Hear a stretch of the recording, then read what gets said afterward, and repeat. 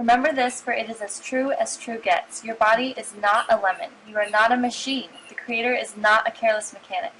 Human female bodies have the same potential to give birth well as aardvarks, lions, rhinoceri, elephants, moose, and water buffalo. Even if it has not been your habit throughout your life so far, I recommend that you learn to think positively about your body. Alright, so I'm going to do a video on my home birth experiences. I think I'm just going to start off with what resources you can use to research the topic of home birthing if this is a subject you're interested in. I highly recommend any of the books by Ina May Gaskin.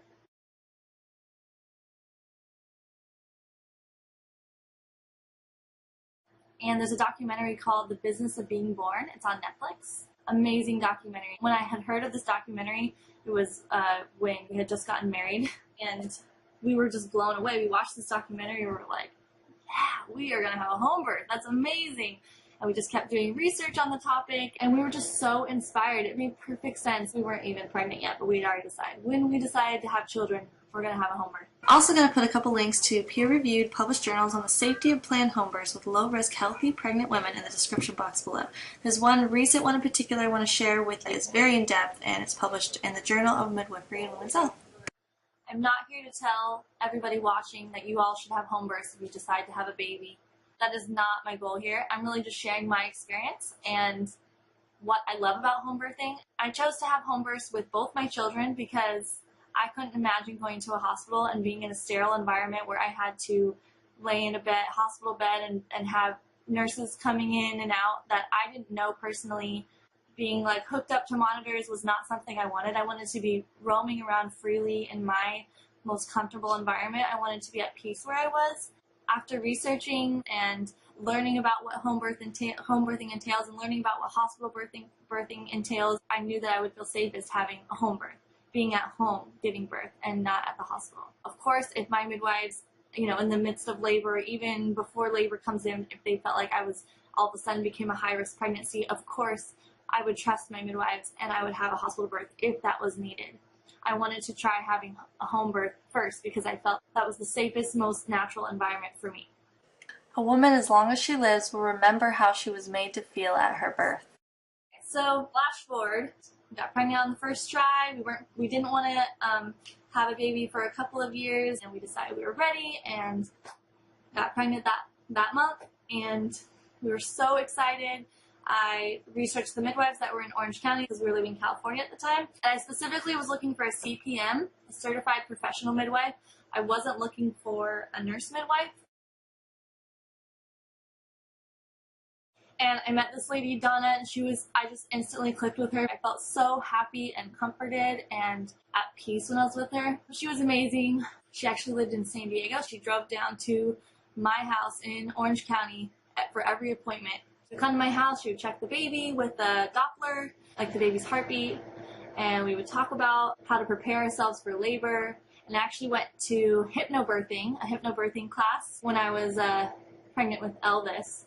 Hypnobirthing is kind of like relaxation techniques to help you relax your birthing muscles through the contractions, which they call pressure waves. Everything is about the power of your thoughts and everything. They say like it can help ease the pain, and some women experience pain-free births. So I was like, heck yes, I'm all for that. I want to try that. I want to have a pain-free birth. That was not my experience at all.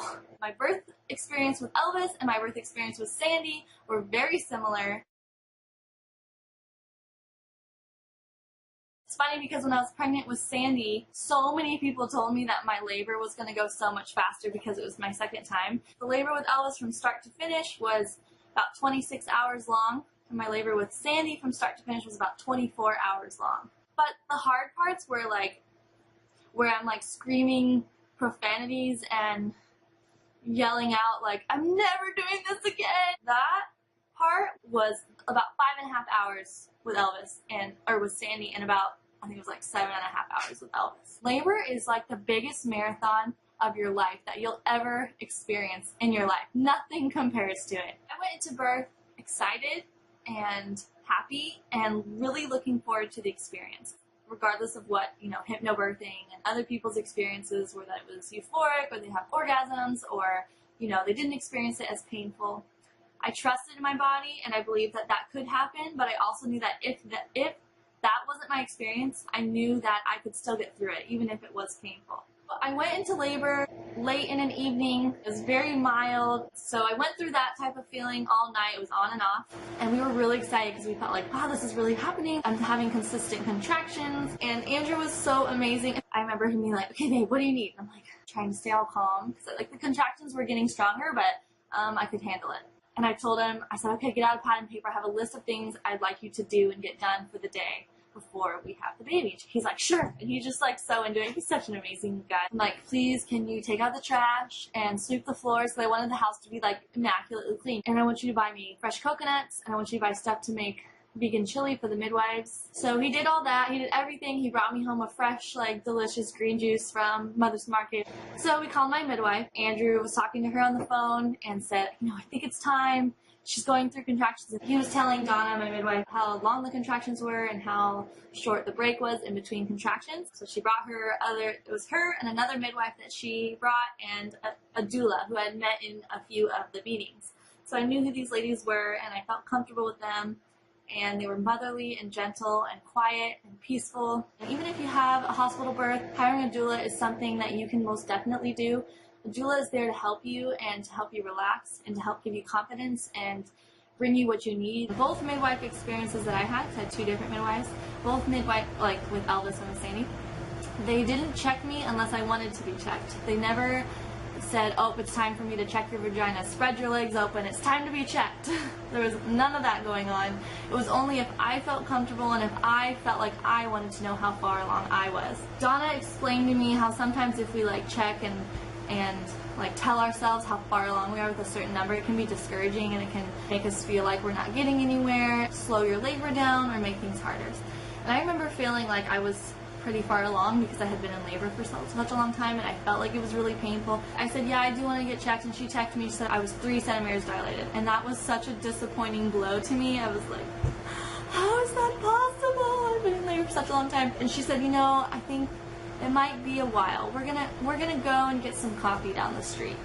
And Andrew and I looked at each other like, what? Like, you're not staying? She said, well, we want you guys to be able to be alone. A lot of times when you're alone, it helps your labor go quicker when you have passion. And she told us, she said, get naked, go into your room, and just relax together. I'm like, relax? I can't relax. This is terribly painful.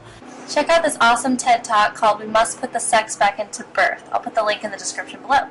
That real exact understanding and feeling of what it felt like kind of went away from me after a month or two from both births.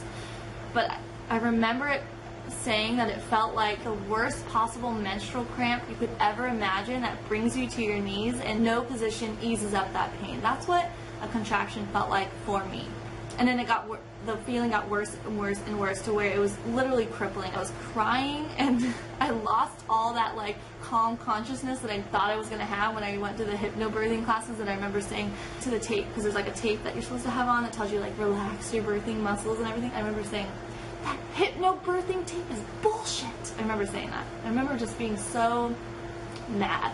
It wasn't what I thought it was going to be, and it was way more painful than I could have ever possibly imagined. Then I decided, okay, I'm going to get into the bathtub, and I was trying to relax. I remember like flashing around like I was like a big whale in a bathtub. That's what it felt like. And I remember looking up at Andrew. It was just the two of us at that point, and I was looking up at Andrew and I said, drugs don't sound half bad right now.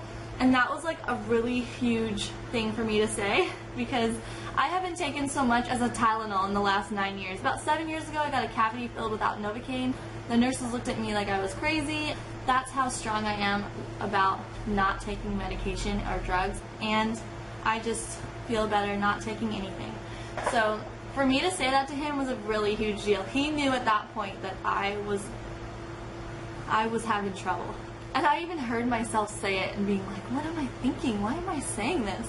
And for me, going to a hospital was not an option for me unless it was medically necessary. There was no way I was going to go to a hospital just because I was in a lot of pain. It just wasn't in within me to want to do that. I knew that I didn't want to go to a hospital, but I remember saying that almost in like a sarcastic tone, like, this really sucks. I was in so much pain.